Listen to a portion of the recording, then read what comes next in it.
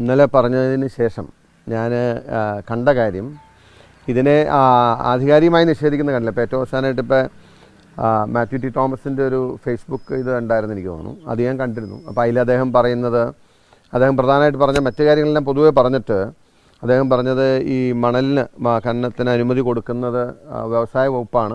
കടലാസ് ഇന്നലെ വ്യവസായ വകുപ്പാണ് എന്നല്ലേ അദ്ദേഹത്തിന് പറഞ്ഞു നിർത്തിയിരിക്കുന്നത്. അപ്പം ഞാൻ തരാമെന്ന് പറഞ്ഞ ഡോക്യുമെൻ്റ് ഇതാണ്. അതായത് നമ്മൾ മനസ്സിലാക്കേണ്ട ഒരു കാര്യം, ദ ഹോൾ പ്രോസസ്സിൽ ഈ സംഭവങ്ങളുടെ ഇൻറ്റൻഷൻ എന്തായിരുന്നു എന്ന് നോക്കണം.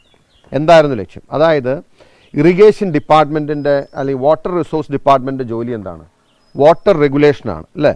അപ്പോൾ സ്വാഭാവികമായിട്ടും വെള്ളപ്പൊക്കം ഉണ്ടാകാൻ സാധ്യതയുണ്ട് എന്ന് വരികിൽ വെള്ളം എളുപ്പത്തിൽ ഒഴുകി കടലിലെത്തിക്കാൻ പറ്റുന്ന നടപടിക്രമങ്ങൾ സ്വീകരിക്കണം എന്നുള്ളതാണ്.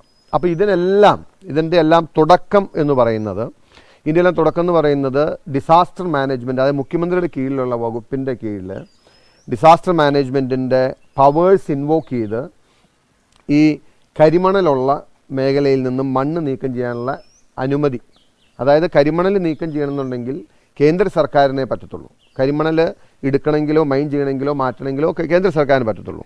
അപ്പോൾ അത് അവർക്ക് കിട്ടാത്തതുകൊണ്ട് ഡിസാസ്റ്റർ മാനേജ്മെൻറ്റ് ഈ ദുരന്ത നിവാരണത്തിൻ്റെ പേരിൽ അവിടുത്തെ മണ്ണ് നീക്കം ചെയ്യാനുള്ള അനുമതി അല്ലെങ്കിൽ അതിനുള്ള സാഹചര്യം മുഖ്യമന്ത്രിയുടെ നേതൃത്വത്തിൽ നടന്ന ഒരു യോഗത്തിൽ എടുക്കുകയും അതിൻ്റെ ബേസ് ചെയ്ത് ദുരന്തം വരരുതല്ലോ, വെള്ളപ്പൊക്കം ഉണ്ടാവരുത്, അതുകൊണ്ട് പെട്ടെന്ന് നടപടികൾ സ്വീകരിക്കാൻ വാട്ടർ റിസോഴ്സ് ഡിപ്പാർട്ട്മെൻറ്റിനെ ഏൽപ്പിക്കുകയും ചെയ്തു. അതിൻ്റെ വെളിച്ചത്തിൽ 31/5/2019 വാട്ടർ റിസോഴ്സ് ഡിപ്പാർട്ട്മെൻറ്റ് ഇറക്കിയ ഓർഡറാണ്. ഈ ഓർഡറിൻ്റെ അടിസ്ഥാനം എന്ന് പറയുന്നത് അന്നത്തെ ജലസേചന വകുപ്പ് മന്ത്രിയായിരുന്ന മാത്യു ടി തോമസ് ചെയർ ചെയ്ത ഒരു മീറ്റിങ്ങിൻ്റെ തീരുമാനത്തിൻ്റെ ഭാഗമായിട്ടാണ് ഇതെടുക്കുന്നത്. അപ്പോൾ വാട്ടർ റിസോഴ്സ് ഡിപ്പാർട്ട്മെൻറ്റ് എന്ത് ചെയ്യണം? എത്രയും പെട്ടെന്ന് എല്ലാം ശരിയാക്കി വെള്ളപ്പൊക്കം വന്നാൽ വെള്ളം ഒഴുകിപ്പോകാനുള്ള സംവിധാനം ഉണ്ടാക്കണം. അപ്പോൾ അതിൻ്റെ അകത്ത് ആ ഓർഡർ തുടങ്ങുന്ന ഒരു ലൈൻ ഞാൻ വായിക്കാം. The accumulation of sand in Thottapalli spillway in Alappuzha district has affected the free flow of flood water to the sea, risking the Kuttanad area by flooding during the impending monsoon season 2018 witnessed severe flooding area. അപ്പോൾ 2018 പ്രളയത്തിന് ശേഷം അദ്ദേഹം ഇറക്കുന്ന ഒരു ഓർഡറിൻ്റെ detail ആണ്. അപ്പോൾ MS Swaminathan commission അങ്ങനെ പറഞ്ഞു. അപ്പോൾ ഇനിയിപ്പോൾ പ്രളയം വന്നാൽ കുട്ടനാട് ഏരിയ റിസ്കിലാവും എന്നതുകൊണ്ട് എത്രയും പെട്ടെന്ന് അവിടെ നിന്ന് മണ്ണ് നീക്കം ചെയ്യണമെന്നും പറഞ്ഞ് 2019 അദ്ദേഹം ഇറക്കുന്ന ഒരു ഓർഡറിൻ്റെ ഡീറ്റെയിൽ ആണിത്. അപ്പോൾ അതിൻ്റെ അകത്ത് വന്നിട്ട് ടുവേഴ്സ് ദ എൻഡ് അപ്പോൾ എന്ത് പറയണം? എത്രയും പെട്ടെന്ന് മാറ്റി വെള്ളം ഫ്രീ ആയിട്ട് പോകണ്ടേ എന്നല്ലേ പറയണ്ടേ? അപ്പോൾ അതിൻ്റെ അകത്ത് ലാസ്റ്റ് പാരഗ്രാഫിലെ ലാസ്റ്റ് സെൻറ്റൻസ് ഞാൻ വായിക്കാം. ഇതെല്ലാം പറഞ്ഞിട്ട് റേറ്റ് എല്ലാം അവർ പറഞ്ഞ പോലെ ഫിക്സ് ചെയ്തു, മണ്ണെടുക്കാനുള്ള റേറ്റ് എല്ലാം തീരുമാനിച്ചു, അവർ പറഞ്ഞ റേറ്റിന് മണ്ണ് കൊടുത്തു, അതൊക്കെ അവിടെ നിൽക്കട്ടെ. അതൊക്കെ നിന്നിട്ട് the chief engineer is directed to take urgent action to execute necessary agreement with the PSU mentioned above and move forward to avoid the loss of sand during the impending monsoon so as to allow free flow of water through the പൊഴിമൗത്ത്. അതായത് ഇവരുടെ first priority എന്താണ്? First priority monsoon വെള്ളം വന്ന് ആളുകൾ വെള്ളപ്പൊക്കം ഉണ്ടാകുന്നുള്ളതല്ല, വെള്ളം വന്ന് മണ്ണ് പോകുന്നതിന് മുമ്പ് മണ്ണെടുക്കാൻ പറയാൻ വാട്ടർ റിസോഴ്സ് ഡിപ്പാർട്ട്മെൻറ്റാണ്. വാട്ടർ റിസോഴ്സ് ഡിപ്പാർട്ട്മെൻറ്റിന് why they are concerned about the sand, എന്തിനാണ് അവർക്ക് ഇത്ര വെപ്രാളം? അതായത് നിങ്ങൾ ഒന്നുകൂടി ഞാൻ വായിക്കാം. The chief engineer is directed to take urgent action to execute necessary agreement with the PSU mentioned above and move forward to avoid the loss of sand during the impending monsoon. അതായത് കഴിഞ്ഞ തവണത്തെ അനുഭവം ഉണ്ടായിട്ടും, അതായത് പിന്നീട് അവർ ചെയ്യുന്നത് മണ്ണ് നഷ്ടപ്പെടുന്നതിന് മുമ്പ് എടുക്കാനാണ് പറയുന്നത്, അല്ലാണ്ട് വെള്ളം പോകണം എന്നുള്ളതല്ല. സോ അവരുടെ കൺസേണും അവരുടെ പ്രയോറിറ്റിയും അവരുടെ ഇൻറ്റൻഷനും തോട്ടപ്പള്ളി സ്പിൽവേയിൻ്റെ മുമ്പിൽ അടിഞ്ഞുകൂടിയിട്ടുള്ള കരിമണൽ എടുക്കുക എന്നുള്ളതാണ്. അതിന് വേണ്ടിയിട്ട് അതിനുള്ള പവർ അദ്ദേഹം പറഞ്ഞ് ശരിയാണ്, അദ്ദേഹത്തിന് റൈറ്റില്ല, മൈനിങ് നടത്താനുള്ള റൈറ്റില്ല. ഡിസാസ്റ്റർ മാനേജ്മെൻറ്റിൽ ബോൾ പാസ് ചെയ്ത്, അതായത് മുഖ്യമന്ത്രിയുടെ ആ ഭാഗത്ത് നിന്ന് ബോൾ പാസ് ചെയ്ത് കിട്ടി, ഇദ്ദേഹം അത് ബ്യൂട്ടിഫുള്ളായിട്ട് എക്സിക്യൂട്ട് ചെയ്ത് അവിടെ നിന്ന് മണ്ണെടുക്കാണ്. അപ്പോൾ ഇതാണ് ഇവരുടെ മനസ്സിലെന്നുണ്ടെങ്കിൽ വെള്ളം തുറന്നു വിട്ടാൽ മണ്ണ് പോവുമല്ലോ. അപ്പം ഞാനിത് പറയുന്നത് കണക്ട് ചെയ്ത് പറയുന്നത്, വെള്ളം തുറന്നു വിട്ടാൽ മണ്ണ് പോകുമെന്നതുകൊണ്ട് മഴ വരുന്നതിന് മുമ്പ് പെട്ടെന്ന് മണ്ണെടുക്കാൻ പറയുന്നവർ അവരായിട്ട് വെള്ളം തുറന്നു വിട്ട് മണ്ണ് കളയില്ലല്ലോ, അപ്പോൾ അതിനു വേണ്ടി പിടിച്ചു വെച്ചുകൊണ്ടിരുന്നു 2018. ഇവരുടെ അന്നത്തെ 2018 കൺസേൺ 2019 കൺസേൺ ഈ മണ്ണാണ്. അതല്ലെങ്കിൽ എന്തിന് ഇറിഗേഷൻ ഡിപ്പാർട്ട്മെൻറ്റ് ഈ മണ്ണെടുക്കുന്ന കാര്യത്തിൽ വെപ്രാളപ്പെടണം, വേവലാതിപ്പെടണം? മണ്ണ് അവരുടെ കൺസേൺ അല്ലല്ലോ. അവർ വെള്ളം കടലിൽ ഒഴുക്കിയാൽ പോരെ, അതിന് വേണ്ടിയിട്ട് പരിശ്രമിച്ചാൽ പോരെ. ആ ലൈൻ വളരെ ക്ലിയർ ആണ്. Mentioned above move forward to avoid the loss of sand during the impending monsoon. വെള്ളം ഇവർ കെട്ടിവെച്ചാലും മഴ വരുമ്പോൾ പോവും. അപ്പോൾ ഒഴുക്കി വിടേണ്ട വെള്ളം അവർ ഒഴുക്കി വിടത്തില്ല, അവർക്ക് വെക്കാം. പക്ഷേ മോളിൽ നിന്ന് പറയാം, ആ മഴ പെയ്ത് വെള്ളം പോണതിന് മുമ്പ്, മഴ പെയ്ത് മണ്ണ് പോണതിന് മുമ്പ് എടുത്തോളം പറയണം. So it is so clear, so apparent. ഇത് നാളുകളായി ഇത് നാട്ടിൽ നടക്കുന്ന കൊള്ളയാണ്. അതിൻ്റെ പേരിൽ കേരളം സഫർ ചെയ്താണ്, നോ ഡൗട്ട്. അദ്ദേഹം പറഞ്ഞല്ലോ, വാട്ടർ റിസോഴ്സ് ഡിപ്പാർട്ട്മെൻ്റ് അല്ല മൈനിങ് ആൻഡ് ജിയോളജിയാണ്. അത് സാങ്കേതികമായി പറയുമ്പോൾ ശരിയാണ്. മൈനിങ് നടത്താൻ, മണ്ണെടുക്കാൻ അനുമതി കൊടുക്കാൻ കഴിയുന്നത് മൈനിങ് ആൻഡ് ജിയോളജിക്ക് അല്ലെങ്കിൽ വ്യവസായ വകുപ്പിന് അല്ലെങ്കിൽ കേന്ദ്ര സർക്കാരിനാണെങ്കിലും ചെയ്തത് ഇദ്ദേഹമാണ്. ഈ എഗ്രിമെൻറ്റ്, ഈ വാട്ടർ റിസോഴ്സ് ഡിപ്പാർട്ട്മെൻറ്റിൻ്റെ എഗ്രിമെൻറ്റിൻ്റെ പേരിലാണ് അവിടെ നിന്ന് മണ്ണെടുക്കാൻ സാധിച്ചത്. അപ്പോൾ എന്നിട്ട് അതിൻ്റെ അകത്ത് അറിഞ്ഞോ അറിയാതെയോ അതിൽ കൃത്യമായിട്ട് വരികയാണ്, മണ്ണ് പോകുന്നതിന് മുമ്പ് എടുത്തോളാൻ പറഞ്ഞു. അപ്പോൾ ഇവരുടെ ഇൻറ്റൻഷൻ എന്താണെന്ന് ക്ലിയർ ആയില്ലേ? ഇനിയിപ്പോൾ ഈ ഡോക്യുമെൻ്റ് ഞാൻ നിങ്ങൾക്ക് വേണ്ടി ഷെയർ ചെയ്യാം. പിന്നെ എന്നെ അത്ഭുതപ്പെടുത്തിയൊരു കാര്യം, ഇന്ന് കേരളത്തിൽ ഈ BJP CPM ഡീൽ എത്ര ഡീപ്പാണെന്ന് ഞാൻ ആലോചിക്കുകയാണ്. ഞാൻ ഓർക്കുന്നുണ്ട്, ഒരു വട്ടം നമ്മുടെ സുരേഷ് ഗോപി വലിയ അവകാശവാദത്തിൽ ഇന്ന് പറഞ്ഞിരുന്നു. അദ്ദേഹം തന്നെ മുഖ്യമന്ത്രിയോട് കേന്ദ്ര സർക്കാരിൻ്റെ ഇൻറ്റിമേഷൻ പറഞ്ഞതാണെന്ന്. അതായത് വലിയ മഴ പെയ്യാൻ പോവാണ്, നടപടി എടുക്കണം, അല്ലെങ്കിൽ ഇത് മെയിൽ അയച്ചിട്ടുണ്ട്, മുഖ്യമന്ത്രിക്ക് മെയിൽ കേന്ദ്ര സർക്കാരിന് അയച്ചിട്ടുണ്ടെന്ന് അദ്ദേഹം അറിയിച്ചു എന്ന് പറഞ്ഞ് അദ്ദേഹം ഒന്നും ഒരു അക്ഷരം മിണ്ടുന്നില്ലല്ലോ. ഈ സംഭവം നടന്ന് ഇത്രയും അന്നത്തെ കാര്യം അന്ന് പറഞ്ഞ ആളുകൾ നിങ്ങൾ ഓരോരുത്തരും റിവ്യൂ ചെയ്യണം. പിന്നെ മന്ത്രിയായിട്ട് ഇത്രയും ഉത്തരവാദിത്തപ്പെട്ട ഇതിലിരിക്കുന്ന സുരേഷ് ഗോപി പോലും ഈ യാഥാർത്ഥ്യങ്ങൾ അറിഞ്ഞിരുന്നു എന്ന് അവകാശപ്പെട്ടിരുന്ന അദ്ദേഹം പോലും മൗനം പാലിക്കുകയാണ്. സ്വാഭാവികമായിട്ടും ഇത് CPMനെ സഹായിക്കാൻ ഈ സമയത്ത് ഈ കാര്യങ്ങൾ പറഞ്ഞാൽ കൂടുതൽ ക്ലാരിറ്റി വരുമെന്നുകൊണ്ടാണ് ഇപ്പോൾ ഇവരെല്ലാവരും ചേർന്ന് എന്നെ ആക്രമിക്കാൻ ഇറങ്ങിയിരിക്കുകയാണ്. അതൊന്നും എന്നെ ബാധിക്കുന്ന പ്രശ്നമല്ല. ഞാൻ ജനങ്ങൾക്ക് മുമ്പിൽ ഇത് പറഞ്ഞു. ഇനിയിപ്പോൾ ഇത് സംബന്ധിച്ച് നിങ്ങൾക്ക് ആർക്കെങ്കിലും എന്തെങ്കിലും ചോദിക്കാനോ പറയാനുണ്ടെങ്കിൽ ഞാൻ പറയാം. അതിനെക്കുറിച്ച് ഇതിൻ്റെ അടുത്തൊന്നും പറഞ്ഞിട്ടില്ല. എല്ലാത്തിനും കോടതിയിൽ പോകുന്ന മാത്യുക്കളാണ് എന്തുകൊണ്ട് ഈ വിഷയം ഉയർത്തി കോടതിയിൽ പോകുന്നില്ല എന്നുള്ളതാണ് സ്വരാജ് ഉൾപ്പെടെയുള്ളവർ ഇന്നലെ ചോദിക്കുന്നത്. കഴിഞ്ഞ ദിവസം സ്വരാജ് കോടതിയിൽ പോകുന്നതിനെ ആക്ഷേപിച്ച് പറഞ്ഞത് ഞാൻ കേട്ടു. എനിക്ക് അദ്ദേഹത്തോടും അദ്ദേഹം ഒരു ബഹുമാനമൊക്കെ ഉണ്ടെങ്കിലും അദ്ദേഹത്തെ പോലെ ഒരാൾ ഇത്രയും തരംതാണ ഒരു സ്റ്റേറ്റ്മെൻറ്റ് നടത്തുന്നത് ഞാൻ പ്രതീക്ഷിച്ചില്ല. അന്തം കമ്മികളായിട്ടുള്ളവർ പറയുന്നത് നമുക്ക് മനസ്സിലാക്കാം. ഞാൻ കോടതിയിൽ പോകുന്നത് ജോലി ചെയ്ത് ജീവിക്കുന്നതിൻ്റെ ഭാഗമായിട്ടാണ്. ഞാൻ എൻ്റെ രാഷ്ട്രീയത്തിൽ നിന്നും ₹1 വീട്ടിൽ കൊണ്ട് എൻ്റെ കാര്യത്തിന് ഉപയോഗിക്കുന്ന ആളല്ല. ഞാൻ അധ്വാനിച്ച് വരുമാനത്തിന് തൊഴിൽ, രാഷ്ട്രീയം സേവനം എന്നതായിരിക്കണം പുതിയ തലമുറയുടെ കാഴ്ചപ്പാടെന്ന് സമൂഹത്തോട് പറഞ്ഞ വ്യക്തിയാണ്. അതിൻ്റെ അന്തസ്സ് പാലിക്കാൻ ഞാൻ കോടതിയിൽ കേസുകൾ നടത്തിയിട്ടുണ്ട്. അത് കേസ് ജയിച്ചിട്ടുണ്ട്, തോറ്റിട്ടുണ്ട്. ഞാനത് ചോദിക്കുന്നില്ല. സ്വരാജ് കോടതിയിൽ പോയിട്ട് എന്തായെന്ന് മറ്റാരെങ്കിലും ചോദിച്ചാൽ അദ്ദേഹത്തിന് മറുപടി ഉണ്ടോ? അങ്ങനെ ചോദിക്കാൻ പാടില്ല. വേണമെങ്കിൽ എനിക്ക് ചോദിക്കാൻ പാടില്ല അദ്ദേഹത്തോട്. ഒരു കേസിലെ വിധിയൊക്കെ വെച്ചിട്ട് അദ്ദേഹത്തെ പോലെ ഒരാൾ ഈ നിലവാരത്തിലേക്ക് താണയിൽ എനിക്ക് ഒരു കാര്യം ആവർത്തിച്ച് പറയുന്നു, ഞാൻ നിങ്ങളുടെ ഈ ആക്ഷേപം അധിക്ഷേപം കൊണ്ട് എൻ്റെ കോടതി പോക്ക് നിർത്തില്ല. കാരണം that is my bread and butter. ഞാൻ അധ്വാനിച്ച് ജീവിക്കുന്നവനാണ്.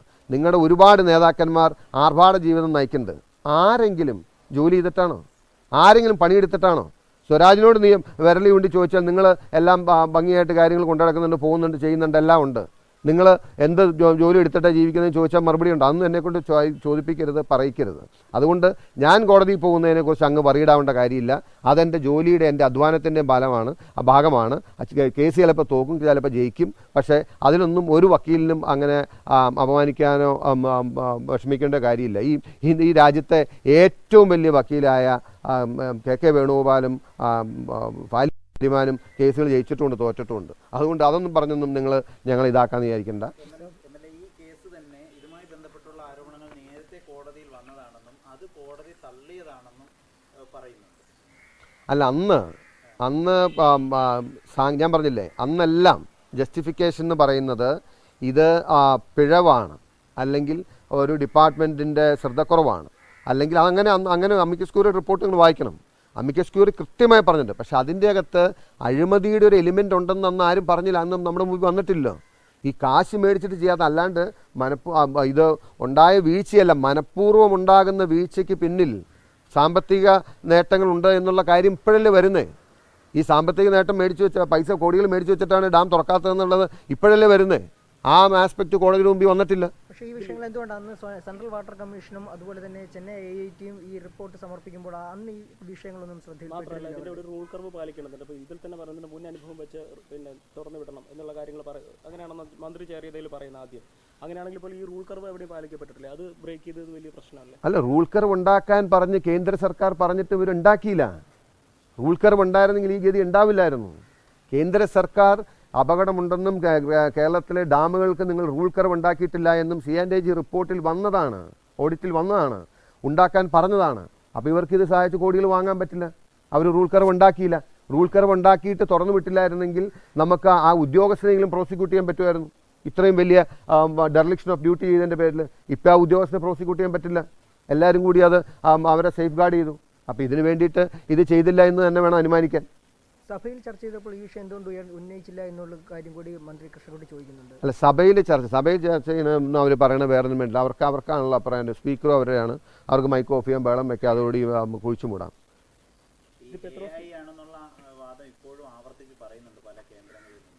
AI ആണെങ്കിൽ അതിനെതിരെ നടപടി എടുക്കട്ടെ. അവരുടെ പോലീസ്, അവരുടെ ഭരണം, അവരുടെ സംവിധാനം. പിന്നെ ഇന്ന് കഴിഞ്ഞ ദിവസം ഇപ്പോൾ ഒരു ആരോപണം എനിക്കെതിരെ ഇപ്പോൾ ഇവിടെ വളരെ വ്യാപകമായിട്ട്, അത് നിങ്ങളുടെ ശ്രദ്ധപ്പെട്ടോന്ന് എനിക്കറിയില്ല. ഞാൻ 1 കോടി രൂപ ചോദിച്ചിട്ട് കിട്ടാത്തതുകൊണ്ടാണ് ഇപ്പോൾ ഈ ആരോപണം ഉന്നയിച്ചതെന്ന്. ഞാനൊരു കാര്യം അസന്നിഗ്ധമായി പറയാൻ ആഗ്രഹിക്കുന്നു. ഞാൻ 2 നിയമസഭാ തെരഞ്ഞെടുപ്പുകളാണ് മത്സരിച്ചിട്ടുള്ളത്. പൊതു തെരഞ്ഞെടുപ്പുകൾ 2 എണ്ണത്തിലാണ് മത്സരിച്ചിട്ടുള്ളത്. 2 തെരഞ്ഞെടുപ്പിൽ മത്സരിക്കുക. ഇന്നിപ്പോൾ ഈ പോളിംഗ് ഡേയിലേക്ക് കിടക്കുന്നതിന് തലേ ദിവസം ഞാനൊരു കാര്യം പറയാൻ ആഗ്രഹിക്കുന്നു. മേരിമാത കൺസ്ട്രക്ഷൻ എന്നല്ല, ഞാൻ ഒരാളോടും ഒരു വ്യക്തിയോടും എൻ്റെ തെരഞ്ഞെടുപ്പിന് വേണ്ടി അല്ലാതെയോ 1 രൂപയുടെ ഫണ്ട് ഞാൻ ചോദിച്ചിട്ടില്ല. 1 രൂപയുടെ ഫണ്ട് ഞാൻ ചോദിച്ചിട്ടില്ല. ഞാൻ ചോദിച്ച് വാങ്ങിയിട്ടില്ല. എൻ്റെ സുഹൃത്തുക്കളോ അടുപ്പക്കാരോ എന്നോട് സ്നേഹമുള്ളവരോ വന്ന് തന്നിട്ടുള്ള ഞാൻ സ്വീകരിച്ചിട്ടുണ്ട്. അതില്ലെന്ന് ഞാൻ പറയുന്നില്ല. വന്ന് ഒരുപക്ഷെ നമ്മളോടുള്ള സ്നേഹം കൊണ്ട്, അല്ലെങ്കിൽ നമ്മുടെ ഒരു ഫൈറ്റിൻ്റെ ഇതുകൊണ്ട്, അല്ലെങ്കിൽ നമ്മുടെ രാഷ്ട്രീയത്തെ അനുകൂലിക്കുന്നതുകൊണ്ട് പ്രൊആക്റ്റീവായി ഇങ്ങോട്ട് വന്ന് തന്ന പൈസ വാങ്ങിയിട്ടുണ്ടെന്നുള്ളതല്ലാതെ മേരിമാത എന്നല്ല, മൂവാറ്റുപുഴയിൽ നിന്നല്ല, കേരളത്തിൽ നിന്നല്ല, വിദേശത്തു നിന്നല്ല, ഒരാളോട് 1 രൂപ ഞാൻ ചോദിച്ചിട്ടില്ല. അത് 2 തെരഞ്ഞെടുപ്പ് മത്സരിച്ചു എൻ്റെ നിലപാടാണ്. എന്നിട്ട് വെറുതെ CPM ഇങ്ങനെ ഇല്ലാത്ത കഥ ഇങ്ങനെ പറയുന്നത് ഭയങ്കര ഒരു കഷ്ടമാണ്. അതല്ലെങ്കിൽ നിങ്ങൾ അവരോട് ചോദിക്കും. മേരിമാത നിങ്ങൾക്ക് അറിയാവുന്ന ആളിലൊക്കെ ആണല്ലോ, അവർ പറയട്ടെ അങ്ങനെ സംഭവം ഉണ്ടായിട്ടുണ്ടെന്ന്. എനിക്ക് കോൺഫിഡൻ്റ് ആയി പറയാൻ പറ്റും. ഞാൻ ഒരാളെയും വിളിച്ച് 1 രൂപ ഞാൻ ആവശ്യപ്പെട്ടിട്ടില്ല തെരഞ്ഞെടുപ്പിൽ. അല്ല, ഇത് യഥാർത്ഥത്തിൽ കേരളത്തിലെ ജനങ്ങൾ മനസ്സിലാക്കേണ്ടത്, ഇതുപോലുള്ള ധാരാളം അഴിമതികളും കൊള്ളയും കേരളത്തിൽ നടന്നതാണ്. നമുക്കിത് അടുത്തൊരു സ്റ്റെപ്പ് പ്രൂവ് ചെയ്യണമെന്നുണ്ടെങ്കിൽ ആർജവമുള്ളൊരു ഗവൺമെൻറ് അധികാരത്തിൽ വേണം. ആർജവമുള്ളൊരു ഗവൺമെൻറ്റിനെ കൊണ്ടുവന്നാൽ ഇതല്ല, ഇതുപോലെ ഒരുപാട് അഴിമതി കഥകൾ പുറത്തു കൊണ്ടുവരാനും, തെളിവുകൾ ശേഖരിക്കാനും, നിയമത്തിന് മുമ്പിൽ കൊണ്ടുവരാനും, ഈ അഴിമതിക്കാരെയും കൊള്ളക്കാരെയും കയ്യാമം വെച്ച് കേരളത്തിൻ്റെ മുമ്പിലൂടെ കൊണ്ടുപോകാനും കഴിയും. അതിനൊരു സർക്കാർ അധികാരത്തിൽ വരണം, ഒരു ജനകീയ സർക്കാർ അധികാരത്തിൽ വരണം, ആർജവും ഇച്ഛാശക്തിയുമുള്ള ഒരു സർക്കാർ അധികാരത്തിൽ വരണം. അതാണ് ഇതിൻ്റെ മാർഗം. ഓൾറെഡി ഉത്തരവാദിത്തപ്പെട്ട മുതിർന്ന നേതാക്കന്മാർ അത് പറഞ്ഞു കഴിഞ്ഞു. എനിക്ക് സന്തോഷം തോന്നി. UDF വന്നാൽ ഈ വിഷയമടക്കം അഴിമതി വിഷയങ്ങളിൽ വിട്ടുവീഴ്ചയില്ലാത്ത അന്വേഷണവും നടപടിയും ഉണ്ടാകുമെന്ന് ഉത്തരവാദിത്തപ്പെട്ട നേതാക്കന്മാർ, ബഹുമാനായ ഏറ്റവും ഉന്നതനായ KC വേണുഗോപാൽ തന്നെ അദ്ദേഹം പറഞ്ഞിട്ടുണ്ട്. അപ്പോൾ അതുകൊണ്ട് ആ കാര്യത്തിൽ വലിയ കോൺഫിഡൻസും സന്തോഷവും ആത്മവിശ്വാസവും എനിക്കുണ്ട്. നേരത്തെ ഒരുപാട് ആരോപണങ്ങൾ ഉന്നയിച്ച് നിയമപോരാട്ടം നടത്തിയാണ്.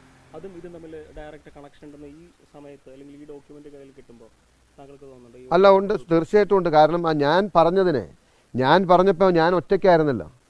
ഞാൻ പറഞ്ഞ കാര്യങ്ങൾ ഞാൻ ഒറ്റയ്ക്ക് എന്നല്ല പറഞ്ഞേ. ഇപ്പോൾ അവരുടെ ക്യാബിനറ്റിലിരിക്കുന്ന ഒരു മന്ത്രി, അദ്ദേഹം തന്നെ പറയല്ലേ ഇത് സംഭവിച്ചാണെന്ന്. ഞാൻ കേരളത്തോട് ആവർത്തിച്ച് പറഞ്ഞപ്പോൾ മറുവശത്ത് നിന്ന് ഒരുപാട് മാനേജ്മെൻറ്റ് നടത്തി എന്നെ ആക്ഷേപിച്ച് പരിഹസിച്ച് എനിക്ക് എന്നെ വേട്ടയാടി അങ്ങനെ ഇങ്ങനെ അതില്ലെന്ന് വരുത്തി കോടതിയിൽ ഇത് ഉദ്ധരിച്ച് ഇവർ അതിനെ മൂടാൻ ശ്രമിച്ചപ്പോൾ ഇതിപ്പോൾ ഞാൻ പറഞ്ഞതല്ലല്ലോ, അവരുടെ ക്യാബിനറ്റിലിരിക്കുന്ന ഒരു മന്ത്രി തന്നെ പറഞ്ഞ കാര്യം. അറ്റ്ലീസ്റ്റ് ഇനി ആരെന്ത് പറഞ്ഞാലും സാധാരണ സഖാക്കളുണ്ടല്ലോ, ഇതിൻ്റെ ഒന്നും ഒരു നേട്ടവും കിട്ടാത്ത പാവപ്പെട്ടവർ, അവർക്കിത് ബോധ്യപ്പെട്ടിട്ടുണ്ട്. അവർ ഈ തെരഞ്ഞെടുപ്പിൽ അവരുടെ വിധിയെഴുത്ത് ഈ തെരഞ്ഞെടുപ്പിൽ നാളെ പോളിംഗ് ബൂത്തിൽ നടത്തും. നമുക്ക് നോക്കാം. മറ്റൊന്ന് മാത്യു ടി തോമസ് പറയുന്നത് സ്പിൽവേയുടെ എല്ലാ ഷട്ടറുകളും കൃത്യമായി തുറന്നിരുന്നതാണ് മാത്യു ടി തോമസ് പറയുന്നത്. അല്ലെന്നേ ഞാനിപ്പോൾ അത് ഈ വാട്ടർ റിസോഴ്സ് ഡിപ്പാർട്ട്മെൻറ്റ് തന്നെ ഇതാണല്ലോ വെച്ചത്. ഈ ഓർഡർ വാട്ടർ റിസോഴ്സ് ഡിപ്പാർട്ട്മെൻറ്റിൽ നിന്നാണ്. അവരുടെ ഇൻറ്റൻഷൻ, അവരുടെ താല്പര്യം എവിടെയായിരുന്നു എന്ന് വ്യക്തമാക്കുന്നതാണ്. ഒരു പ്രളയം കഴിഞ്ഞിട്ടും അവരുടെ ആറ്റിറ്റ്യൂഡ് എവിടെയായിരുന്നു എന്ന് കാണിക്കുന്ന ഡോക്യുമെൻ്റാണിത്. അതായത് എന്തിനാണ് വാട്ടർ റിസോഴ്സ് ഡിപ്പാർട്ട്മെൻറ്റ് മണ്ണിനെക്കുറിച്ച് വേവലാതി പറഞ്ഞത്? മഴ വന്ന് മണ്ണ് പോയാൽ അവർക്ക് തന്നെ കുഴപ്പം. Why are they worried about this? So that shows the intention. That's clear. 31/5/2019 മഴക്കാലത്തിന് മെയ് മാസത്തിൽ ചേർന്ന അവലോകന യോഗം. പ്രളയത്തിന് ശേഷമുള്ളതിൽ പോലും മണ്ണ് എടുക്കാൻ നോക്കുകയാണ്. പ്രളയം അത്രയും വലിയ അനുഭവം ഉണ്ടായിട്ട് പോലും. അപ്പം പിന്നെ ആ സമയത്ത് ആരും ചോദിക്കാനും പറയാനും ഇല്ല, അന്വേഷിക്കാനും ഇല്ലാത്തപ്പോൾ മണ്ണ് കിട്ടാൻ വേണ്ടി എന്ത് ചെയ്തിട്ടുണ്ടെന്ന് ഊഹിക്കാൻ പാടില്ലേ?